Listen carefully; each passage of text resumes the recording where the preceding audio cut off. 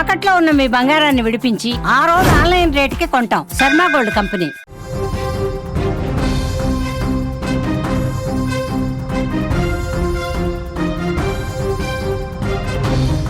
ఇప్పుడు యావత్ దేశాన్ని ఒకే ఒక అంశం కుదిపేస్తుంది. కర్ణాటకలోని ధర్మస్థలిలో నిజంగానే శవాలను పాతిపెట్టారా? 100కు పైగా శవాలున్నాయంటూ ఓ వ్యక్తి నేరుగా పోలీసులకు ఇచ్చి వెళ్ళి కంప్లైంట్ మరీ ఇచ్చి ఎందుకు వచ్చాడు? నిజంగానే అతని చేత అన్ని శవాలను పాతిపెట్టించారా? ఇప్పుడు ప్రస్తుతం సిట్ అధికారులు దర్యాప్తు చేస్తున్నారు. ఎవరైతే ఫిర్యాదు చేశారో ఆ ఫిర్యాదు చేసినటువంటి పారిశుద్ధ్య కార్మికుడిని నేరుగా సీన్లోకి తీసుకెళ్లారు. ఎక్కడైతే 15 చోట్ల తాను పాతి పెట్టాను అని చెప్పినటువంటి ఆ ప్రాంతాలు ఉన్నాయో ఆ ప్రాంతాలకు అందులో మొదటి ప్లేస్కు తీసుకెళ్లారు. 15 ప్లేసులు ఆ వ్యక్తి చెప్తే ఇవాళ ఉదయం నుంచి సాయంత్రం వరకు కూడా మొదట ఒక్క ప్లేస్లో తవ్వకాలు జరిపారు అధికారులు. ఒక్క ప్లేస్లో జరిపినటువంటి తవ్వకాల్లో ఒక్క మృతదేహం కూడా, ఒక్క డెడ్ బాడీకి సంబంధించినటువంటి ఆనవాళ్ళు కూడా ఇప్పటి వరకు ఎక్కడా కనిపించలేదు. ఒక్క ఎముకు కూడా అక్కడ పోలీసులకు కానీ అక్కడ ఉన్నటువంటి ఫోరెన్సిక్ అధికారులకు కానీ కనిపించినటువంటి పరిస్థితులు ఎక్కడ ఆనవాళ్లే లేవు. అయితే నిజంగా అతను చెప్తున్నటువంటి 15 ప్లేసుల్లో 15 ప్రాంతాల్లో శవాలకు సంబంధించినటువంటి ఆనవాళ్ళు నిజంగానే దొరుకుతాయా? ఎస్, వీటి గురించి డిస్కస్ చేద్దాం. 5 ప్రశ్నలు సుమన్ టీవీ నుంచి ఈ ఉదంతం మీద 5 ప్రశ్నలు ఇప్పుడు అందరినీ కూడా ప్రశ్నించే పరిస్థితి కనిపిస్తుంది. నిజంగా ఆ వ్యక్తి చెప్తున్నట్టుగా, ఎవరైతే ఆ పారిశుద్ధ్య కార్మికుడు చెప్తున్నట్టుగా అసలు హత్యలు నిజంగానే జరిగాయా?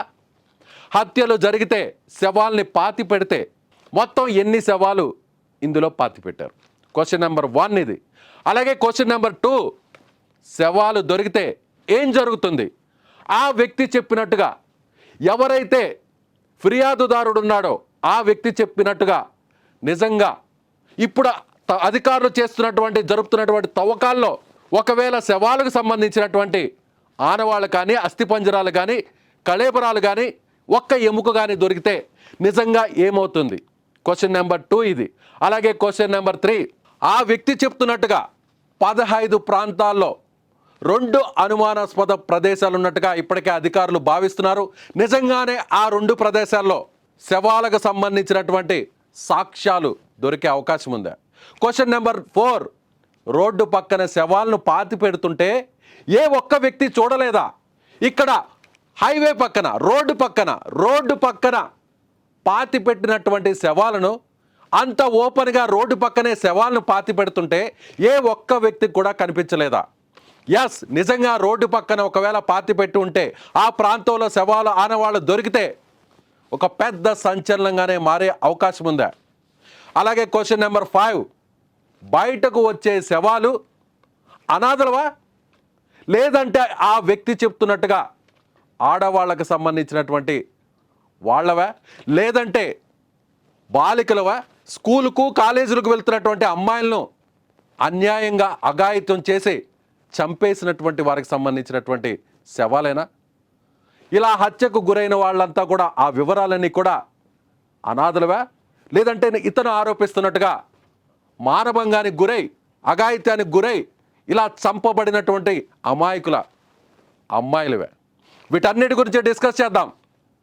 ఇప్పుడు ధర్మస్థలలో జరుగుతున్నటువంటి ప్రతి ఒక్క విషయం, ప్రతి ఒక్క దాని మీద సుమన్ టీవీ ఎక్స్క్లూజివ్గా మీకు అన్ని వివరాలు కూడా అందించబోతుంది. ప్రస్తుతం అసలు ధర్మస్థలంలో ఏం జరుగుతుంది? ఇప్పుడున్నటువంటి ఈ 5 ప్రశ్నలకు సిట్ అధికారులు కానీ, అక్కడ తవ్వకాలు జరుపుతున్నటువంటి వారు కానీ, అలాగే ఆ దేవస్థానానికి సంబంధించినటువంటి మేనేజ్మెంట్ కానీ ఏం సమాధానం ఇవ్వబోతుంది? వీటి గురించి డిస్కస్ చేద్దాం. న్యూస్ రూమ్ నుంచి మా న్యూస్ ఎడిటర్ తిరుమల్ మరింత సమాచారాన్ని అందిస్తారు. తిరుమల్, ఇప్పుడు ధర్మస్థల వ్యవహారం మొత్తం యావత్ దేశానంతా కూడా కుదిపేస్తున్నటువంటి విషయం మీకు తెలిసిందే. ఇప్పుడు 5 ప్రశ్నలు, ఇప్పుడు అందరినీ కూడా 5 ప్రశ్నలు తొలిచేస్తున్నాయి. నిజంగానే ధర్మస్థలలో హత్యలు జరిగి ఉంటే ఆ వ్యక్తి చెప్పినట్టుగా 100కు పైగా శవాలను పాతి పెట్టి ఉంటే అతను చెప్తున్నట్టుగా 15 ప్లేసుల్లో నేను పాతి పెట్టాను, అందులో చిన్నపిల్లల అమ్మాయిల శవాలు కూడా ఉన్నాయి, స్కూళ్ళకు వెళ్తున్నటువంటి అమ్మాయిల శవాలు కూడా ఉన్నాయి, ముఖం మీద యాసిడ్ పోసి చంపినటువంటి వ్యక్తులకు సంబంధించినటువంటి ఆడపిల్లల శవాలు కూడా ఉన్నాయని చెప్తున్నారు. ఎస్, ఇవాళ తవ్వకాలు జరిగాయి. ఈ తవ్వకాల్లో ఈ తవ్వకాల్లో కనీసం ఒక్క ఎవిడెన్స్ అయినా దొరికినటువంటి పరిస్థితి ఉందా? అక్కడ ఉన్నటువంటి తాజా అప్డేట్స్ ఏందో క్వశ్చన్ వైజ్ మనం డిస్కస్ చేద్దాం. ఈరోజు జరిగినటువంటి తవ్వకాలకు సంబంధించినటువంటి సమాచారం ఏదైనా సిట్ అధికారులకు లభించిందా?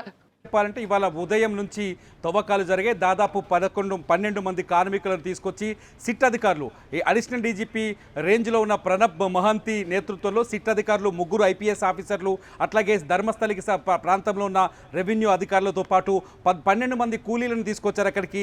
12 మంది కూలీలు ఎవరైతే అనామక పర్సన్, ఎవరైతే ఇక్కడ నేను హత్యలు చేసిన తర్వాత శవాల్ని పాతిపెట్టానని 15 ప్రాంతాలు ఏవైతే చూపించాడో ఆ 15 ప్రాంతాల్లో మొదటి ప్రాంతంలో ఇవాళ ఉదయం నుంచి తవ్వకాలు జరిగాయి. అయితే మొదట 6 అడుగుల లోతులో నేను డెడ్ బాడీస్ పాతిపెట్టానని అతను చెప్పాడు. ఆ 6 అడుగుల లోతు వరకు ఈ గుణపాలు పలుగులతో కొంత తవ్వే ప్రయత్నం చేశారు. కానీ 6 అడుగుల లోతు వరకు ఎటువంటి ఆనవాళ్లు దొరకకపోవడంతో మధ్యాహ్నానికి ఒక జేసీబీని తీసుకొచ్చారు. జేసీబీని తీసి ఆ గోతుల్ని దాదాపు 8 అడుగుల లోతు వరకు తవ్వారు. అప్పటికి కూడా ఎటువంటి ఆనవాళ్లు దొరకలేదు. అంతేకాదు డాగ్ స్క్వాడ్ని తీసుకొచ్చారు అక్కడికి పోలీసులు.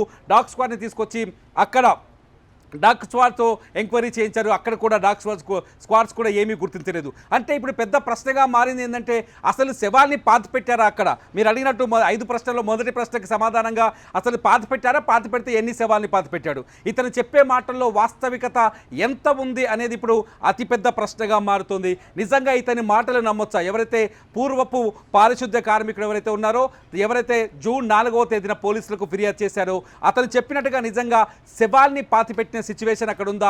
అతను చెప్పేవి నిజాలా అనే ప్రశ్న ఇప్పుడు తెరపైకి వస్తుంది విజయ్. సో రెండో దశకి వెళ్తే, ఒకవేళ మీరు అడిగినట్టుగానే 5 ప్రశ్నలు అడిగినట్టుగానే శవాలు దొరికితే ఏం జరుగుతుంది? ఆ ప్రాంతంలో శవాలు దొరికితే ఏం జరుగుతుంది? ఇక్కడ చాలా మిస్టీరియస్గా కొన్ని ప్రశ్నలు తెరపైకి వస్తున్నాయి ఈ రెండో ప్రశ్నతో. ఒకవేళ అతను చెప్పినట్టుగానే శవాలు దొరికితే, అక్కడ శవాలు దొరికితే విజయ్, ఖచ్చితంగా ఇది ప్రపంచంలోనే అత్యంత సంచలనాత్మకమైన సంఘటనగా మారుతుంది. ఒకవేళ ప్రపంచంలోనే దీనిపైన మొత్తం దేశం, అంటే కేంద్ర ప్రభుత్వం కూడా ఇందులో ఇన్వాల్వ్ అవ్వాల్సిన పరిస్థితి ఏర్పడుతుంది. ఎందుకంటే ఒక చోట, ఒక రాష్ట్రంలో, ఒక మారుమూల ప్రాంతంలో, దక్షిణ కన్నడ జిల్లాలో ఒక దేవాలయానికి సమీపంలో, పరమ పవిత్రంగా భావించే మంజునాథ స్వామి ఆలయానికి సమీపంలో ఇంతమంది మహిళల్ని అత్యంతంగా దారుణంగా చెరిచి హత్య చేసిన సంఘటన నిజంగానే దేశం మొత్తాన్ని కుదిపేసే పరిస్థితి ఏర్పడుతుంది. కానీ ఇవాళకి తొలి రోజు మొదటి స్పాట్లో ఎటువంటి డెడ్ బాడీ దొరకలేదు కాబట్టి ఇవాళకి ఆ సంఘటన కాస్త మిస్టీరియస్గానే ఉందని చెప్పాలి. సో ఇందులో ఒకవేళ శవాలు దొరికితే దానిపైన విచారణ మరింత, అంటే ఇప్పుడున్న టీం సరిపోదు, సిట్కి మరింత లోతుగా విచారణ జరిపించాలి. ప్రభుత్వాన్ని కూడా కుదిపేసే అంశంగా మారే అవకాశం కనిపిస్తుంది. ఎందుకంటే ఆ డెడ్ బాడీస్ ఎవరివి, ఎక్కడి నుంచి వచ్చారు, ఏ రోజు వాళ్ళని పూడ్చిపెట్టారు, ఆ మృతదేహాలకి సంబంధించిన ఆ కళేబరాలు దొరుకుతాయి ప్రస్తుత పరిస్థితుల్లో. ఆ కళేబరాలకు సంబంధించిన DNA టెస్టులు చేయాలి, వాళ్ళ కుటుంబాలేవో గుర్తించాలి. గుర్తించిన తర్వాత ఆ రోజు ఆ అమ్మాయి ఎలా తప్పిపోయింది, ఈ కిడ్నాపర్ చేతికి, లేకపోతే ఎవరైతే హత్యలు చేశారని ఈ వ్యక్తి చెప్తున్నాడో వాళ్ళ చేతికి ఎలా చిక్కింది, చిక్కిన రోజు ఏం జరిగింది, ఈ వివరాలన్నీ వెలికి తీయాల్సి వస్తుంది. అది 1 కాదు 2 కాదు. ఇతని మాటల్లో మనకు స్పష్టంగా అర్థమవుతుంది. నేను 100కు పైగా శవాల్ని పాతిపెట్టాను. ఆ 100లో పూర్తి స్థాయిలో మహిళలే ఉన్నారు, అందులో మైనర్ బాలికలు కూడా ఉన్నారు, స్కూల్ యూనిఫామ్ వేసుకున్న అమ్మాయి కూడా ఉందని చెప్తున్నారు. కాబట్టి వీళ్ళ వివరాలన్నీ వెలికి తీయాల్సిన అవసరం ఏర్పడుతుంది. రెండోది వచ్చేసి ఇతను చూపించిన 15 ప్రాంతాల్లో 2 అనుమానాస్పద ప్రదేశాలు కనిపిస్తుంది. మొదటిది 13వ నెంబర్ స్పాట్, అట్లాగే 14, 15వ నెంబర్ స్పాట్. ఈ 3 స్పాట్లలో కొంత అనుమానాస్పద స్థితి ఉంది. ఎందుకంటే 13వ నెంబర్ స్పాట్ ఒక విలేజ్కి వెళ్ళే దారి పక్కనే ఈ 13వ నెంబర్ స్పాట్ ఉంది. అక్కడ డెడ్ బాడీని పాతి పెడితే ఎవరు గుర్తించలేదా? అది 95లో కావచ్చు, 98లో కావచ్చు, 2000 సంవత్సరంలో కావచ్చు, 2014లో కావచ్చు, ఒక చోట ఒక రోడ్డుకు పక్కనే ఒక డెడ్ బాడీని పూడ్చి పెడితే దాన్ని గుర్తించలేని స్థితి ఏర్పడింది అనేది అతిపెద్ద ప్రశ్నగా మారుతుంది.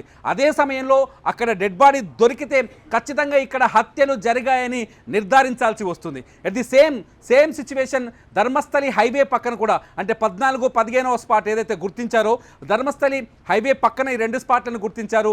హైవే పక్కన శవాల్ని పాడితే, మామూలుగా ఒక విలేజ్కి వెళ్ళే దారి పక్కన శవాల్ని పాతి పెడితే సాధారణంగా ఎవరు చూడలేదనుకోవచ్చు. కానీ ఒక హైవే పక్కన శవాల్ని పాతి పెడితే, హైవే 24 గంటలు యాక్టివ్గా ఉంటుంది, రద్దీగా ఉంటుంది, ఎవరో ఒకరు కనిపెట్టే అవకాశం ఉంటుంది. కాబట్టి హైవే పక్కన శవాల్ని పాతి పెడితే ఎలా ఎవరు గమనించలేదనే ప్రశ్న ఇక్కడ ఉత్పన్నమవుతుంది. ఒకవేళ అక్కడ కూడా శవాలు దొరికితే ఖచ్చితంగా ధర్మస్థలిలో ఏదో మిస్టరీ జరిగిందనే అనుమానం అయితే రాక తప్పదు విజయ్. ప్రస్తుతానికైతే ఈ ప్రశ్నలన్నింటితో పాటు బయటకు ఒకవేళ శవాలు ఇక్కడ శవాల పైన కూడా చాలా కథలు ఉన్నాయి విజయ్. మొదటి నుంచి ఒక కథ నడుస్తుంది.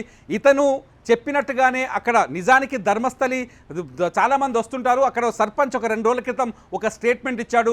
ధర్మస్థలికి చాలామంది భక్తులు వస్తుంటారు, ఇక్కడే తమ చివరి జీవితాన్ని గడపాలని ఆలోచిస్తుంటారు. అటువంటి వాళ్ళు ఇక్కడే ప్రాణాలు కోల్పోతుంటారు. అటువంటి డెడ్ బాడీస్ని అధికారికంగా మేము ఇక్కడ ఖననం చేస్తాము, లేకపోతే వాళ్ళ ఆచారాన్ని బట్టి క్రిమేషన్ చేస్తామని చెప్తున్నారు.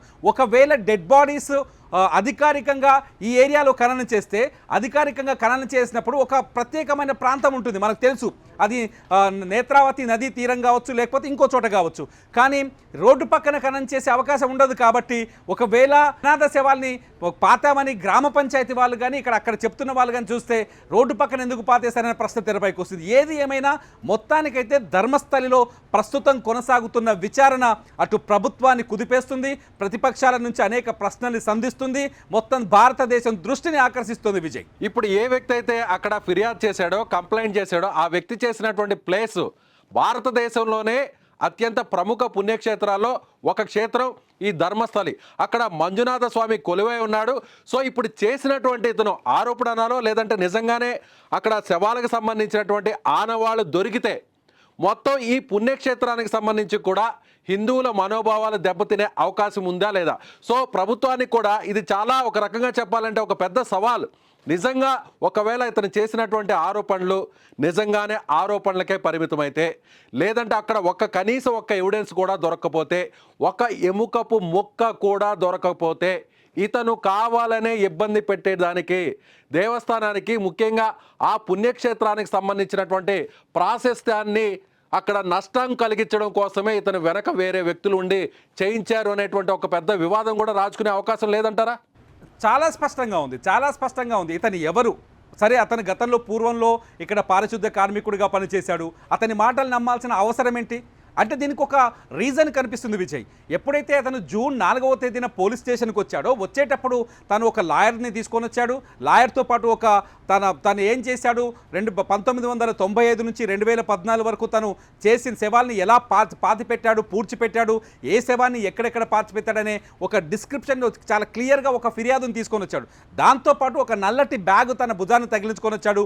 ఆ బ్యాగుతో పాటే కోర్టుకు వెళ్ళాడు. ఆ బ్యాగులో ఒక మహిళ శవానికి సంబంధించిన, ఒక మహిళ శరీరానికి సంబంధించిన అస్థిపంజరం ఉంది, ఆమె ఎముకలు ఉన్నాయి, వాటిని కూడా తీసుకొచ్చారు. దీంతో కోర్టు కూడా, పోలీసులు కూడా, ప్రభుత్వం కూడా నమ్మాల్సిన పరిస్థితి ఏర్పడింది. సో ప్రస్తుతానికి అంటే ఇవాళ మొదటి స్పాట్లో తవ్వకాలు జరిపే నాటికి అతని మాటల్ని అంటే నమ్మకంగానే ఉంది సిట్. నిజంగానే ఏదో దొరికే అవకాశం ఉంది, ఏదో జరిగిందనే ఒక ఆలోచనతో సిటీ విచారణ చేస్తుంది. కానీ ఇవాళ మొదటి స్పాట్ తవ్విన తర్వాత అక్కడ ఒక ఎముక కూడా దొరక్కపోవడం, ఎటువంటి ఆనవాళ్ళు లేకపోవడం, అతను చెప్పినట్టుగానే 6 అడుగుల లోతులో ఎటువంటి ఆనవాళ్ళు దొరక్కపోవడం, ఒకటి కాదు, 2 కాదు కదా, 100 శవాలు పాతిపెట్టానని చెప్పాడు కాబట్టి, 100 శవాలకు పైన పాతిపెట్టానని చెప్పాడు కాబట్టి ఒక్క డెడ్ బాడీ కూడా దొరక్కపోవడం, ఇదంతా చూస్తుంటే ఇతని మాటలపైన ఇప్పుడు సందేహాలు కూడా కలిగే అవకాశం ఉంది. ఆ ఎముకలు అక్కడికి వెళ్ళినటువంటి దృశ్యాలు మనం ఒకసారి చూస్తే, ముఖ్యంగా అక్కడ ఉన్నటువంటి మన సుమన్ టీవీ ప్రతినిధి ఎక్స్క్లూజివ్గా అక్కడ తవ్వకాలు జరుపుతున్నటువంటి ఆ ప్రాంతం కావచ్చు, లేదంటే అక్కడికి వెళ్తున్నటువంటి ఆ టీం కావచ్చు, ఎవరైతే కంప్లైంట్ చేశాడో ఆ కంప్లైంట్కి సంబంధించినటువంటి వ్యక్తిని తీసుకెళ్తున్నటువంటి ఆ దృశ్యాలన్నీ కూడా మనం చూస్తున్నాం. అయితే మొదట గుణపాలు కొన్ని పలుగు పార్లు తీసుకెళ్ళి అక్కడ తవ్వకాలను ప్రారంభించారు. కానీ అక్కడ కేవలం గుణపాలతో తవ్విన తర్వాత ఎలాంటి ఆచూకీ కానీ ఎలాంటి ఎవిడెన్స్ లేకపోవడంతోనే చివరకు జేసీబీని రంగంలో కూడా తెచ్చారు. అయినా 6 అడుగుల మేర కూడా తవ్వినా కూడా ఒక్క ఎముకపు ముక్క కూడా దొరక్కపోవడం వల్ల ఒక రకంగా ఇది అతను చెప్పినటువంటి మాటలను ఎంతవరకు నమ్మాలి అనేది పోలీసులు ఇప్పుడు ఆ కోణంలో ఆలోచించే పరిస్థితి లేదంటారా? ఉంది. ఎందుకంటే ఫస్ట్ డే కాబట్టి చాలా ప్రశ్నలు మిగిల్చింది ఫస్ట్ డే ఇన్వెస్టిగేషన్. ఎందుకంటే నిన్న అతన్ని తీసుకొచ్చి 15 స్పాట్లను గుర్తించారు. ఇవాళ అతను వచ్చిన తర్వాత మొదటి స్పాట్లో భారీ బందోబస్తు మధ్య తవ్వకాలు జరిపారు. మీరు విజువల్స్లో కనిపిస్తున్నాయి. సో ఈ తవ్వకాల్లో ఎటువంటి ఆనవాళ్ళు దొరక్కపోయేసరికి 2వ ప్లేస్లో రేపు తవ్వుతారా లేదా అనే ప్రశ్న కూడా తలెత్తుతుంది. ఎందుకంటే ఇతన్ని ఇప్పుడు మానసిక పరిస్థితిని కూడా ఖచ్చితంగా అంచనా వేయాల్సిన అవసరం ఉంది. అతని మానసిక ఆరోగ్యాన్ని కూడా ఖచ్చితంగా పరిశీలనలోకి తీసుకోవాల్సిన పరిస్థితి ఏర్పడింది. సో అతని మానసిక మెంటల్ స్టేటస్ ఏందనేది ఇప్పుడు తేలే వరకు, అంటే రేపు తవ్వకం జరుగుతుందా లేదా, అంటే 2వ స్పాట్లో రేపు తవ్వకాలు జరిగే అవకాశం ఉందా లేదా అనే ప్రశ్న చాలా బలంగా కనిపిస్తుంది. ఇవాళైతే మొదటి ప్లేస్లో తవ్వారు. రేపు గనక ఒకవేళ ఇతను చెప్పిన సెకండ్ ప్లేస్లో ఏదైనా ఆనవాళ్ళు దొరికితే కథ మారే ఛాన్స్ ఉంది. రేపు కూడా ఎటువంటి ఆనవాళ్ళు, ఎటువంటి అస్థిపంజరాలు కానీ, శవాల తాలూకు అంశాలు కానీ, అవశేషాలు కానీ దొరక్కపోతే మాత్రం ఖచ్చితంగా రేపటికి కథ మరో మలుపు తిరిగే అవకాశం ఉంటుంది ఈ 100 శవాల కథ. ఎందుకంటే అతని మానసిక స్థితిని పరిశీలించాల్సిన అవసరం పడుతుంది. ప్రస్తుతానికైతే వైద్యులు అతన్ని పరీక్షలు చేశారు, అతని ఆరోగ్యం సరిగ్గానే ఉందని చెప్తున్నారు. కొందరేమో ఇతన్ని ఖచ్చితంగా లైట్ డిటెక్టర్ టెస్టులు చేయాలి, ఇతను చెప్పేది అబద్ధమా నిజమా అనేది సైంటిఫిక్గా తేల్చాలని మరికొందరు డిమాండ్ చేస్తున్నారు. ధర్మస్థలి ప్రజలు పూర్తిగా ఇతనికి వ్యతిరేకంగా ఉన్నారు. ఎవరైతే ఫిర్యాదుదారుడు ఉన్నారో ఇతనికి వ్యతిరేకంగా ఉన్నారు. మా మనోభావాల్ని దెబ్బతీసే విధంగా, మా ధర్మస్థలి క్షేత్ర ప్రాశస్త్యం కావచ్చు, ప్రాధాన్యతను కావచ్చు తగ్గించే ఉద్దేశంతో ఇతను ఇటువంటి ఆరోపణలు చేస్తున్నారని చెప్పే విధంగా ఉన్నారు. మనం ధర్మస్థలిలో చాలామంది పబ్లిక్తో మాట్లాడాం, వాళ్ళ వాయిస్లు తీసుకున్నాం. వాళ్ళు చాలా స్పష్టంగా చెప్తారు, ఇక్కడ ఎటువంటి హత్యలు జరగలేదు, ఇక్కడ మహిళలకు పూర్తి స్థాయి రక్షణ, సంరక్షణ, భద్రత ఉంది. ధర్మస్థలి దేవస్థానం ఇక్కడి ప్రజలకు సేవలు చేస్తుంది. ఆ సేవలను పొందుతూ అక్కడ ప్రజలు చాలా ప్రశాంతంగా, స్వతంత్రంగా జీవిస్తున్నారు. రాత్రిపూట కూడా ఏ ప్రాంతంలో అయినా నిద్రించే వీలుంది, అంత సెక్యూరిటీ ఉందని చెప్పేసి ధర్మస్థలి గ్రామ ప్రజలు చెప్తున్నారు. అంతేకాదు సిట్ వేసిన తర్వాత ప్రభుత్వానికి వాళ్ళు ధన్యవాదాలు కూడా చెప్తున్నారు. ఎందుకంటే సిట్ వేయటం వల్ల ధర్మస్థలి పైన ఎప్పుడూ రాని ఈ ఆరోపణ, ధర్మస్థలి క్షేత్రం పైన ఎప్పుడూ రాని ఈ ఆరోపణ పైన ఒక స్పష్టమైన విచారణతో కూడిన నివేదిక వస్తుంది, ఒక స్పష్టమైన నివేదిక వస్తుంది, దానిపైన స్పష్టత వస్తుందని ఒక నమ్మకంతో ఉన్నారు. ఇవన్నీ రేపు అంటే ఫర్దర్గా ఇవాళ మొదటి ప్లేస్లో తవ్వకం జరిగింది, రెండో ప్లేస్లో. ఎందుకంటే ఇక్కడ కొంత డౌట్ఫుల్గా మనం కూడా ఆలోచించవచ్చు. సహజంగా అతను చెప్పింది 1995 నుంచి 2014 వరకు అని చెప్పాడు. 95లో పాతిపెట్టిన శవాలు కావచ్చు, 2014లో పాతిపెట్టిన శవాలు కావచ్చు. ఆ మట్టిలోకి వెళ్ళిన తర్వాత వాటి పరిస్థితి ఏందని అంచనా వేయలేం. ఎముకల విషయంలో అంటే అస్థిపంజరాలు దొరుకుతాయా లేదా అనేది చెప్పలేం. అంతేకాదు అతను మిస్లీడ్ అయ్యే అవకాశం కూడా ఉంది. ఎందుకంటే 2014లో ఆయన పారిపోయాడు అక్కడి నుంచి. అతను పారిపోయి 11 ఏళ్ల తర్వాత అంటే 2025లో తిరిగి వచ్చాడు. ఈ 11 ఏళ్లలో అతను ఏం చేశాడు, ఎక్కడున్నాడు, ఏ రాష్ట్రంలో ఉన్నాడో తెలియదు. ఆ 11 ఏళ్లలో అతను డెడ్ బాడీస్ని పాతిపెట్టిన, ఖననం చేసిన, లేకపోతే క్రిమేషన్ చేసిన ప్రాంతాలని సరిగ్గా గుర్తుంచుకున్నాడా లేదా అన్నది కూడా ఇక్కడ $1 మిలియన్ ప్రశ్నగా మారుతుంది. సో రేపటికి సెకండ్ ప్లేస్ కావచ్చు, రేపటికి ఒకవేళ తవ్వకాలు జరుగుతాయని చెప్తున్నారు పోలీసులు. ప్రస్తుతానికి సిట్ అధికారులు కొంత ఇన్ఫర్మేషన్ని ప్రెస్ మీడియాకి రిలీజ్ చేశారు. రేపు కూడా విచారణ రేపు 3వ రోజు అవుతుంది. రేపు కూడా ఈ తవ్వకాలు జరుగుతాయి, విచారణ కొనసాగే అవకాశం ఉందని చెప్తున్నారు. సో మొత్తానికైతే ఈ సిట్ చాలా తెలివిగా ఫస్ట్ తవ్వకాలతో మొదలుపెట్టింది వ్యవహారాన్ని. ఈ తవ్వకాల్లో ఇతను డెడ్ బాడీలను గుర్తించగలిగితే, అతను డెడ్ బాడీలని పాతిపెట్టిన ప్రాంతాల్లో ఏవైనా అవశేషాలు దొరికితే కథ మారే అవకాశం ఉంది. దొరుకుతాయా లేదనేది అతిపెద్ద ప్రశ్నగా మారింది. కాకపోతే ఇతను ఏదైతే హైవే పక్కన 2 స్థావరాలు, అలాగే ఒక విలేజ్కి వెళ్ళే ప్రాంతం పక్కన ఒక స్థావరాన్ని గుర్తించారు. 13, 14, 15 స్పాట్లు. సో ఈ స్పాట్లలో డెడ్ బాడీస్ దొరికితే మాత్రం సంథింగ్ ఈజ్ ఫిషీ అవుతుంది విజయ్. ఇక్కడ చెప్తున్నట్టుగా అక్కడ ఉన్నటువంటి స్థానికులు కూడా మాట్లాడారు అంటున్నారు. అలాగే మన సుమన్ టీవీతో కూడా మాట్లాడారు. ఇక్కడ ధర్మస్థలలో ఎలాంటి హత్యలు జరగలేదు, మహిళలకు ఇక్కడ మంచి సెక్యూరిటీ ఉంది, సో ఇలాంటి ఆగత్యాలు కూడా ఇక్కడ జరగలేదు అని చాలా కరాఖండిగా చెప్తున్నారు. అయితే ఇప్పుడు అక్కడ చెప్తున్నటువంటి ఎవరైతే ఫిర్యాదుదారుడు ఉన్నాడో అతను చెప్పినటువంటి ఆ ప్లేసెస్లో కనీసం ఏదైతే అలాంటి ఆనవాళ్ళు దొరికినా, లేదంటే అస్థిపంజరాలు కానీ, లేదంటే వేరే ఇతర మృతదేహాలకు సంబంధించినటువంటి ఎముకలు కానీ దొరికితే అప్పుడు ఖచ్చితంగా ఈ కేసు మరో టర్న్ తీసుకునే అవకాశం ఉందంటారా? అంటే ఒకవేళ మీరు చెప్తున్నట్టుగా, అక్కడ గ్రామస్తులు చెప్తున్నట్టుగా నేత్రావతి నది ఒడ్డున చనిపోవాలని చాలామంది కోరుకుంటారు. ధర్మస్థలలో చివరి జీవితాన్ని అక్కడే గడిపి ఈ ప్రాణాలను కూడా ఇక్కడే వదిలేస్తే శివైక్యం అవుతాము అనేటువంటి ఉద్దేశంతో ఎంతోమంది కూడా ఇల్లు విడిచి ఆ ప్రాంతాలకు వస్తుంటారు. అలాంటి వాళ్ళ వివరాలు లేనప్పుడు అనాథ శవాల కింద వాళ్ళని పాతిపెట్టే అవకాశం ఉందని కూడా ఒక మాజీ సర్పంచ్ కూడా చెప్తున్నారు అంటారు. ఒకవేళ ఇతను వాళ్ళకు సంబంధించినటువంటి ఆ మృతదేహాలను పాతిపెట్టిన చోట, ఆ శవాలను పాతిపెట్టిన చోట ఈ 15 ప్లేసుల్లో కూడా ఉంటే ఆ ప్లేసెస్, అప్పుడు వివాదం ఎటు టర్న్ తీసుకునే అవకాశం ఉందంటారు? ఖచ్చితంగా సిట్ దీనిపైన ఇంకా తీవ్రమైన శ్రమ పడాల్సి వస్తుంది. సిట్ నిజంగానే ఆ శవాల్ని పాతిపెడితే, అంటే ఎవరైతే అక్కడికి వచ్చి తమ శేష జీవితాన్ని ముగించుకొని అక్కడే చనిపోవాలనుకునే వాళ్ళ డెడ్ బాడీస్ని అధికారికంగా పూడ్చిపెట్టిన ప్రాంతాలనే ఇతను కూడా చూయిస్తే ఇతను చెప్పిన మాటలు ఖచ్చితంగా విలువ తగ్గిపోతుంది, బరువు తగ్గిపోతుంది. ఇతని మాటల్లో వాస్తవికత కూడా తగ్గిపోయే అవకాశం ఎక్కువగా ఉంది. దేవస్థానం గ్రామ పంచాయతీ, ఎవరైతే ధర్మస్థలి గ్రామ పంచాయతీ ఉందో వాళ్ళు అక్కడ రికార్డులు చూపించగలిగితే కేసు పూర్తిగా వెళ్ళిపోయే అవకాశం కూడా కనిపిస్తుంది విజయ్, చాలా స్పష్టంగా. ఎందుకంటే వాళ్ళు చాలా స్పష్టంగా మొదటి నుంచి ఒక విషయాన్ని చెప్తూ వస్తున్నారు. ధర్మస్థలికి వచ్చే వాళ్ళు తమ శేష జీవితాన్ని కాశీలో ముగించినట్టుగానే ధర్మస్థలిలో కూడా ముగిస్తారు. చాలామంది దక్షిణాది ప్రాంతాల నుంచి, తెలంగాణ కావచ్చు, ఆంధ్రప్రదేశ్ కావచ్చు, ముఖ్యంగా మలయాళ కేరళ నుంచి కావచ్చు, వీళ్ళంతా ఇక్కడికి వచ్చి తమ శేష జీవితాన్ని ముగించే వాళ్ళు ఉన్నారు. చాలామంది హిందువులు, అంతేకాదు కొంతమంది ఇళ్లలో మానసిక స్థితి బాగాలేదనుకునే వాళ్ళు, లేకపోతే అనాథలుగా ఉన్న వాళ్ళు కూడా ఇక్కడికే వచ్చి చేరుతుంటారని చెప్తున్నారు. ఇవన్నీ చూస్తే ఒకవేళ ఇతను చూపించిన ప్రాంతాలు, ఎవరైతే ఈ అనామక వ్యక్తి మాజీ పారిశుద్ధ్య కార్మికుడు ఇతను చూపించిన ప్రాంతాలు, అటు గ్రామ పంచాయతీ వాళ్ళు అధికారికంగా మేము సమాధి చేశామని చెప్పిన ప్రాంతాలు ఒకే ప్రాంతాలు అయి ఉంటే ఈ కథ పూర్తిగా అడ్డు తిరిగే అవకాశం కనిపిస్తుంది. కాకపోతే ఇతను చూపించిన ప్రాంతాల్లో 2 రోడ్ వేస్ ఉన్నాయి, 2 చోట్ల రోడ్లు ఉన్నాయి, రోడ్డు పక్కనే డెడ్ బాడీస్ని పెట్టిన సందర్భాలు ఉన్నాయి. సో ఒకవేళ రోడ్డు పక్కన డెడ్ బాడీస్ దొరికితే మాత్రం ఖచ్చితంగా ఇది కథ మిస్టరీగా మారుతుంది. దానిపైన విచారణ ముందుకెళ్లే అవకాశం స్పష్టంగా కనిపిస్తుంది విజయ్. సో ఇది కర్ణాటకలోని ధర్మస్థల పుణ్యక్షేత్రంలో వచ్చినటువంటి ఈ మిస్టరీ నిజంగానే సిట్ అధికారులు ఛేదించబోతున్నారా? అతను కంప్లైంట్ చేసినట్టుగా, అతను ఆరోపణ చేసినట్టుగా ఖచ్చితంగా 100కు పైగా శవాలు ఇక్కడ ఉన్నాయని, తాను పాతిపెట్టినటువంటి ఆ శవాలు పాతిపెట్టిన ప్రాంతాలతో సహా అతను నేరుగా అధికారులకు వెళ్ళి చూపించాడు. సో ఇప్పుడు ఆ 15 ప్లేసెస్ని, ఆ 15 ప్రాంతాలను సపరేట్గా అధికారులు గుర్తించారు. అక్కడ సపరేట్గా ఒక సెక్యూరిటీని కూడా ఏర్పాటు చేశారు. మొదటి ప్లేస్, నెంబర్ 1 ప్లేస్ని ఇవాళ తవ్వారు. మొదట గుణపం, పలుగులు, అలాగే వాటితో తీసుకెళ్ళి అక్కడ తవ్వితే ఎలాంటి ఆనవాళ్ళు అక్కడ దొరకలేదు. సో ఇక జేసీబీని రంగంలోకి దింపారు. జేసీబీ ద్వారా దాదాపు 6 అడుగుల మేర తవ్వకాలు జరిపారు.